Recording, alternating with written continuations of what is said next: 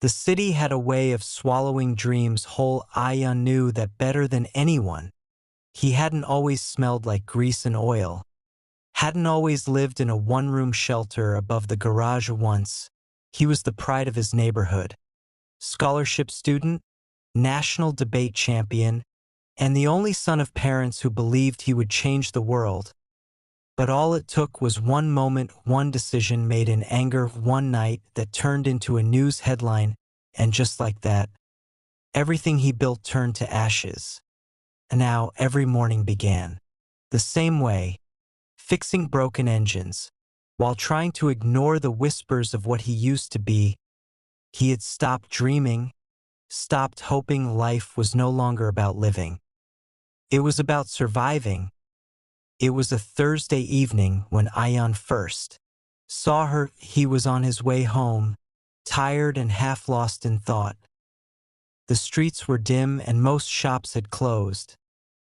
But there she was, sitting calmly beneath a flickering street lamp, surrounded by 5 or 6 children, each one holding a tattered book, eyes lit with wonder. She was blind. He could tell by the way her fingers moved. Yet she read to them as if she could see every word. Her voice was warm, like the comfort of old songs. Ion paused, unable to walk past. Something about the scene held him still, and not because he cared, but because he had forgotten what hope looked like. And in those children's eyes, he saw the thing he lost long ago. The next evening, Ion returned. He didn't know why. Maybe it was curiosity, maybe it was the silence he felt when she spoke. The woman sat in the same place. Children gathered around her like flowers to the sun. This time, he stepped closer, still unnoticed, still unsure. She paused her reading and tilted her head slightly. "You've been standing there a while?" Her voice was gentle, not surprised. "How did you know?" he asked. "I can't see faces, but I feel presence." He didn't respond. She smiled. "Sit if you'd like, or just listen." For the first time in years, Ion sat beside strangers. He listened to her tell a story, not about heroes or miracles, but about a boy who made mistakes and kept going. When the story ended, one of the children asked, "Miss Noor, is that boy you?" She laughed softly. "No, love, but he could be any one of us." Ion looked at her for a long moment, and for the first time, he wondered if broken things could be whole again. The next few evenings became a pattern. Ion would finish work, clean his hands, and walk to the same street lamp. He never spoke much. He didn't need to. The stories spoke enough. But one night, the children didn't come.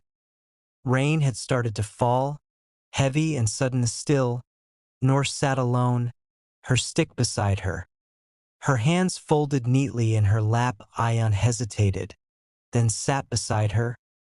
"You never miss a day, do you?" he asked. She smiled faintly. "When the world gave up on me, these streets didn't." He glanced at her face, trying to imagine her life without sight. "How did you lose your eyes?" She didn't flinch. "In a fire. I was 15, saved 2 children." Ion blinked. "That's heroic." "No," she said. "It was just the only right thing to do." Ion was silent again. She turned her face toward him. "You think your scars are too deep to heal?" He didn't answer. "You're wrong," she whispered. "You just need to stop hiding them." The rain had washed the streets clean, but inside Ion, a storm had only begun. He couldn't forget Noor's words. "You just need to stop hiding." All night he lay awake, not haunted by his past, but by a question. What if I'm still meant to become something? The next day, he did something strange. He carried a broken radio from the garage to the street lamp. Noor raised her head. "What's that?" she asked. "A project," he said, kneeling. "Thought the kids might like to hear stories from it someday." She smiled. "You fix broken things?" "Trying to." The two sat quietly as Ayan worked. Oh, his hands moved with purpose. Fingers no longer afraid to create a gain that evening. The radio didn't work yet. But Ayan did, and for the first time in years. He went to sleep with a plan. Days turned into weeks. Each evening, Ayan brought something broken: a fan, a lamp, a toy with missing parts, and every time he tried to fix it, Noor never rushed him. She would just listen, guide when asked, and tell the children stories as he worked. But something strange began to happen. People started noticing. First, a shopkeeper left an old typewriter, then a boy brought a broken bicycle, and word spread. There was a boy under the lamp who could fix anything, but more than machines. Ayan was fixing something deeper. He was mending himself. Each screw, each wire became a thread in the fabric of a new life. Noor watched quietly. Though she couldn't see his face, she felt the light returning to it. "You're building more than machines, Ayan," she said one evening. "You're building trust in yourself." Ayan looked at her, this woman who had lost everything, yet gave hope to others without asking for any herself. In her reflection, he began to see a man he could respect again. It happened on a Sunday.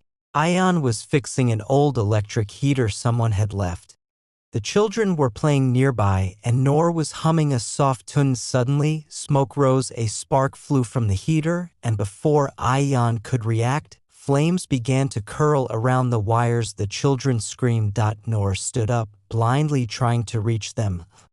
Ayan's heart froze. Not again. That same helplessness from years ago flooded his chest. He remembered the night he made the mistake, the one that cost him everything. But this time, he didn't freeze. He grabbed the heater with bare hands, tore the wires from the power source, and stomped out the fire with his feet. Silence fell. The children clung to Noor. Safe. Ayan stood panting, palms red and raw. Then a small hand touched his elbow. "You saved us," a girl whispered. Ayan looked at his burned hands and smiled, not because it didn't hurt, but because this time he didn't run after the fire. Everything changed. Ayan's hands healed slowly, but his spirit felt stronger than ever. The neighborhood began to gather more often. People brought broken things, not just machines, but hopes, dreams, and stories to. Ayan found himself teaching the children not just how to fix toys, but how to believe in second chances. Noor watched quietly, proud. "You're becoming the light you once sought,"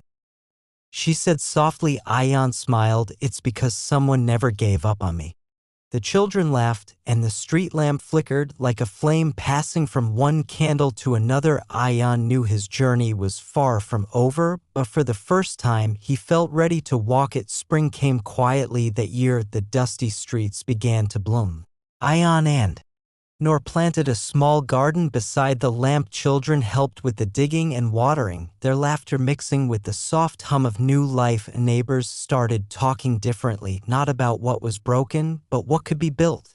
Ayan began hosting small workshops, teaching skills, sharing stories, and encouraging dreams. Noor's presence remained a steady light, a reminder that even in darkness, growth is possible. One evening, Ayan looked at the garden and realized the true meaning of hope.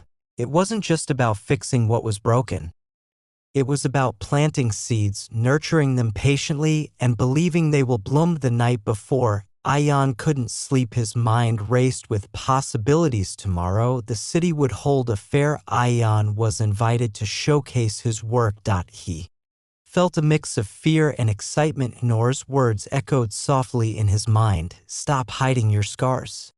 At the fair, a crowd gathered. Ayan demonstrated fixing old radios, fans, and toys. The children watched with wide eyes. Neighbors smiled proudly. A journalist approached him. "Your story inspired many. What's next for you?" Ayan looked up, his scars visible in the sunlight. "I'm not done yet," he said firmly. "This is just the beginnings." As the sun rose higher, Ion felt the warmth of a new dawn, a dawn where broken things and broken people could become whole again in the end.